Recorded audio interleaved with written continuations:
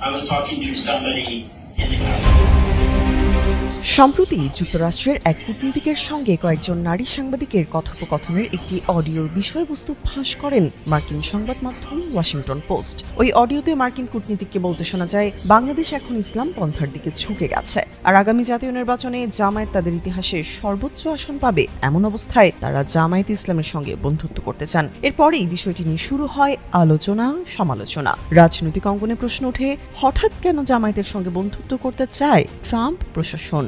আকিজ নিয়ে এলো বিশ্বমানের বেবি ডায়াপার মাম্মাম। কটন সফট ম্যাটেরিয়াল, বাবুকে দেবে র্যাশ ফ্রি সুপার কমফোর্ট।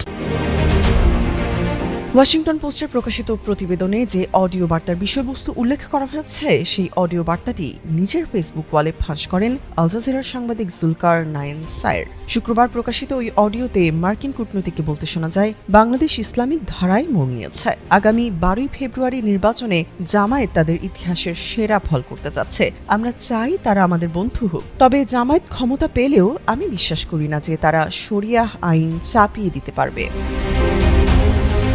মার্কিন কূটনৈতিক বলেন, আমি সম্প্রতি ক্যাথলিক চার্চের একজনের সাথে কথা বলেছিলাম, যিনি বলেছেন যদি জামায়াত জেতে তবে তারা সেক্রেড হার্ট এবং সব ক্যাথলিক বিশ্ববিদ্যালয় জাতীয়করণ করবে এবং সেগুলো দখল করে ইসলামিক বিশ্ববিদ্যালয় বানিয়ে ফেলবে। আমি বলেছি যদি জামায়াত বাংলাদেশের সব ক্যাথলিক স্কুল দখল করে নেয় তবে পরের দিনই তাদের উপর 100% শুল্ক আরোপ করা হবে। আমেরিকার ক্যাথলিক সমাজ কোনোভাবেই এটি সহ্য করবে না এবং বাংলাদেশকে যুক্তরাষ্ট্রে পণ্য রপ্তানি করতে দেবে না।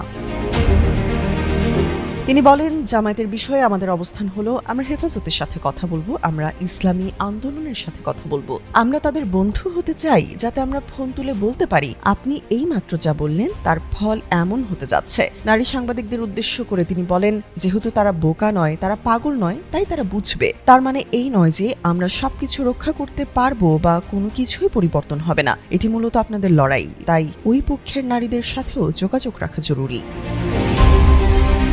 জুলাই অভ্যুত্থান পরবর্তী বাংলাদেশ পরিস্থিতি নিয়ে তিনি বলেন, জুলাই অভ্যুত্থানে আওয়ামী লীগ সরকার পতনের পর গঠিত অন্তর্বর্তী সরকারের প্রধান ডক্টর ইউনূসকে দেশটির মানুষ খুব ভালোভাবে নিয়েছে। আসন্ন গণভোট ইস্যুতে বলেন, আমি বলতে চাচ্ছি জুলাই চার্টার এবং এই গণভোটের পুরো ব্যবস্থাপনা আমরা সমালোচনা করতে পারি যে কে গণভোট বুঝবে আর কে বুঝবে না, তবে দেশের মানুষ সরকারের সিদ্ধান্তে আস্থা রাখছে। তামান্না তাবাসসুম, যুগান্তর নিউজ।